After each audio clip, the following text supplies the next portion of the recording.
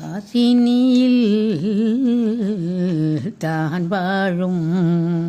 கோவிந்தா காஞ்சி நகர் வந்துதித்து தேசமெல்லாம் பரவி வரும் எங்கள் தேசிகர்த்தம் கப்பலிது. 4 வேதங்களும் நங்கூரமாக நலமுள்ள வடகலை கொடி ஒன்று நாட்டி ஆழ்வார்கள் 13 அதன் மேலே ஏறி அழகுடன் கப்பலை சுக்கான் திருப்பி காஞ்சி நகர் விட்டு கிளம்பிய கப்பல் கஸ்தூரி ரங்கருட கோவிலை தேடி பரம குரு எங்களுட தேசிகர் கப்பல் பாலாறு கரை தாண்டி வருகுதையா கப்பல் ஏலேலோ ஏலேலோ. 6 சாஸ்திரங்களும் வீரங்கியாக ஹயக்ரீவர் எதிரிக்கு அதிகாரியாக கப்பலில் வருகிற துரைகளின்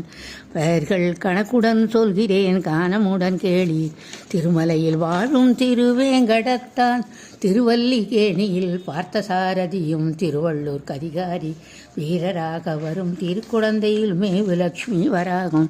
இத்தனை துறைகளும் இதன் மேலே ஏறி இசையுடன் கப்பலை விடம் விட்டு பரம குரு எங்களுட தேசிகர் கப்பல்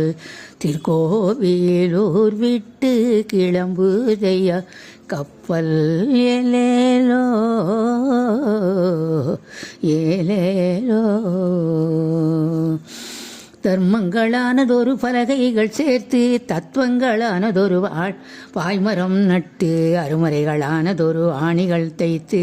அரங்கமாநகர் தேடி அதிவேகமாக சலங்கள் 108 முதலான கோவில் பிரதிவாதியாலே பழுது வந்ததென்று வந்தனத்தில் உள்ளோர்கள் அதிவேகமாக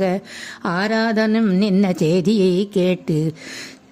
திருக்கோவிலூர் விட்டு கிளம்பிய கப்பல் திருச்சோழ நாடு ஒரு நொடியிலே தாண்டி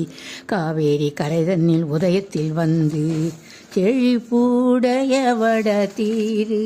காவேரி கரை தாண்டி ஸ்ரீரங்க நகர் வந்து சேர்ந்துதையா கப்பல் பதிவர்களும் ஸ்துதி செய்ய கோவிந்தா பாம்பனை மேல் பள்ளி கொள்ளும்